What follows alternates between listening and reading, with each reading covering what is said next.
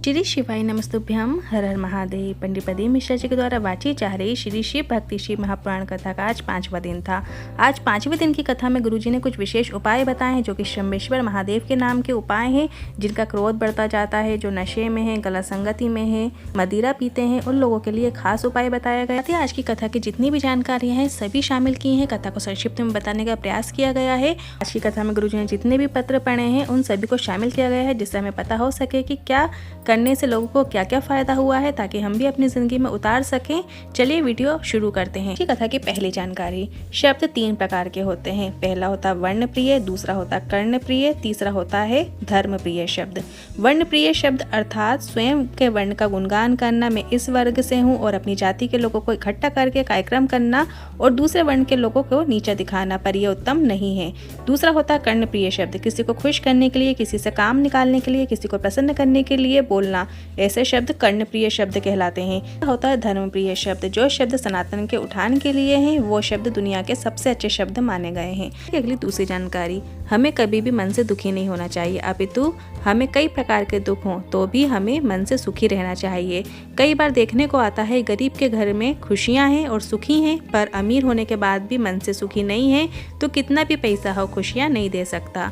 कथा की अगली तीसरी जानकारी। गुरुजी ने कहा, कुछ तो बात है उत्तर प्रदेश में, जो बार बार भगवान उत्तर प्रदेश की भूमि में जन्म लिए। राम भगवान अयोध्या में, कृष्ण भगवान द्वारका में और काशी विश्वनाथ वाराणसी में, क्योंकि यहाँ के लोगों की भगवान के प्रति श्रद्धा विश्वास अविश्वसनीय है। ये लोग चमत्कार में नहीं परमात्मा में विश्वास रखते हैं। कि अगली चौथी जानकारी। चांदी की चमक कुछ दिनों में फीकी पड़ जाती है, सोने की चमक कुछ दिनों में फीकी पड़ जाती है। ऐसा बोलने के बाद गुरुजी ने कहा, आपको चमक के पीछे नहीं जाना, आप जैसे हो शिव भक्ति में लीन हो वैसे ही रहना है, बदलना मत। ऐसे ही भगवान के भजन में स्मरण में लगे रहना, क्योंकि भगवान कभी भी चमक नहीं देखते। अर्थात आप जवान हो, विद्वान हो, अच्छे कपड़े पहने हो, ये सब भगवान नहीं देखते। भगवान सिर्फ आपका हृदय और सरल व्यक्तित्व देखते हैं कि भगवान के लिए आपकी श्रद्धा भक्ति कितनी है। कथा की अगली 5वीं जानकारी। अल्पना पांडे जी कानपुर से पत्र लेकर आई। शिव जी की महिमा का क्या बखान करूं। मेरे पति बहुत पहले हृदय रक्तचाप, बीपी और शुगर के मरीज थे। मई के महीने में मैंने डॉक्टर को दिखाया तो डॉक्टर ने बताया एक किडनी 100% और दूसरी 70% खराब हो गई। सब इलाज करवाया पर कोई फायदा नहीं हुआ। फिर मेरी बहन ने आपकी शिव महापुराण कथा की जानकारी दी। मेरी बहन ने मुझे पशुपतिनाथ व्रत और शिवलिंग पर चढ़े जल का महत्व बताया।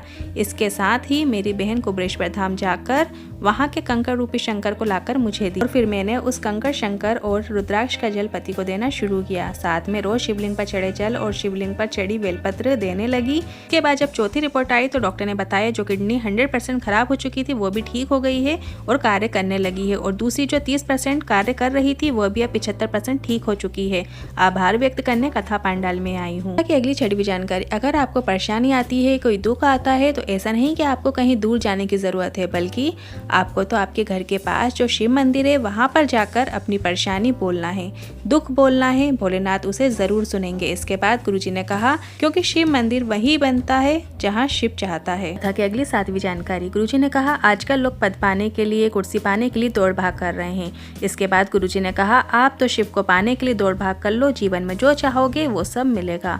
कथा की अगली 8वीं जानकारी। जब हम उन्नति की ओर बढ़ने का प्रयास करते हैं, आगे बढ़ने का प्रयास करते हैं, ऊपर बढ़ने का प्रयास करते हैं, तो हमारी 2 चीजें कम हो जाती हैं। पहला रोटी अर्थात भोजन, और दूसरी है हमारी हंसी। जी ने कहा, जब हम 4 लोगों के बीच में बैठकर भोजन करते हैं और सोचते हैं कि ज्यादा खाऊंगा तो लोग क्या सोचेंगे, तो हम ठीक से भोजन भी नहीं करते हैं। और दूसरा है हंसी।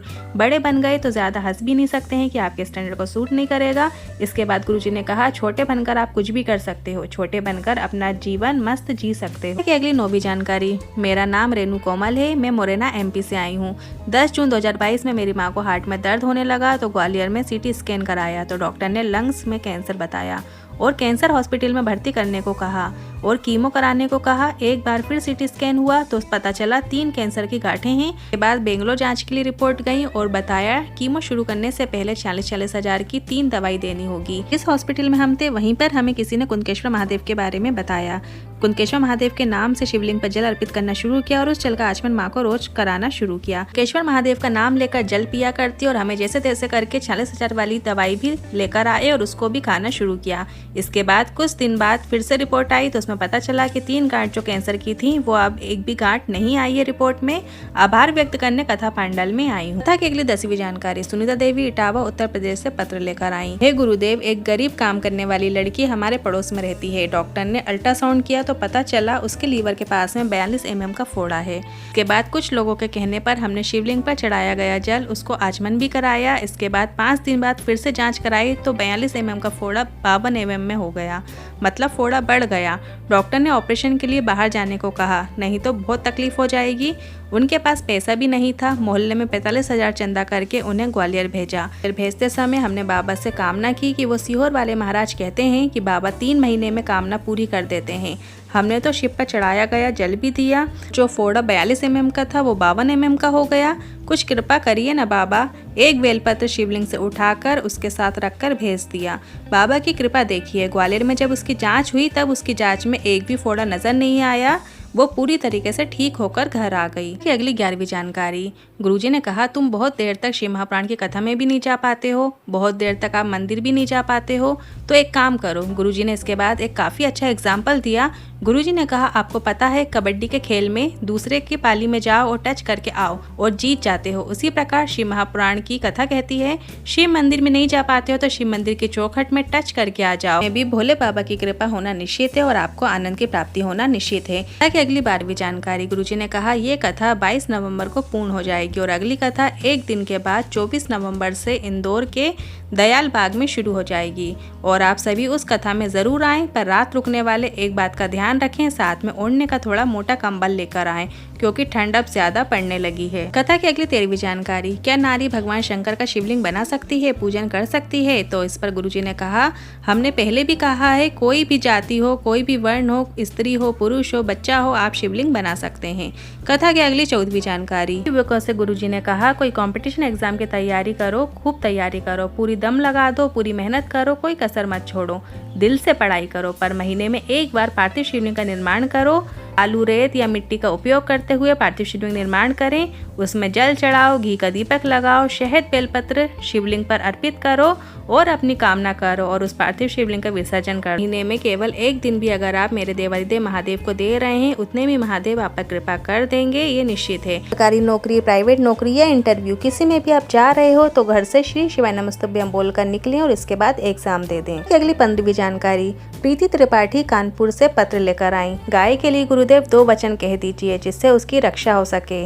गुरुजी ने कहा, अब बेटा त्रिपाठी मैं आपके चरणों को नमन करता हूँ, प्रणाम करता हूँ, ये आपके संस्कार हैं। गुरुजी ने कहा, गौ माता के लिए जरा सी बात में हम टूटवान हो जाते हैं। जो लोग गाय के लिए इतना प्रवचन देते हैं, जरा सी बात पर गाय के लिए दौड़ने लगते हैं। कम से कम अपने घर में भी एक गाय रखना शुरू कर दो। के बाद गुरुजी ने बताया, पहले 322 ड्रेसिंग मशीन कत्लखाने थे, आज आप गूगल करके देखिए 45 से अधिक ड्रेसिंग मशीन के कत्लखाने हैं, जिसमें लाल मांस के लिए गाय को बड़े दर्दनाक तरीके से मारा जाता है और वो मांस को डब्बे में बंद करके विदेश में भेजा जाता है, क्योंकि गाय के सफेद मांस की कीमत कम है, लाल मांस की अधिक है।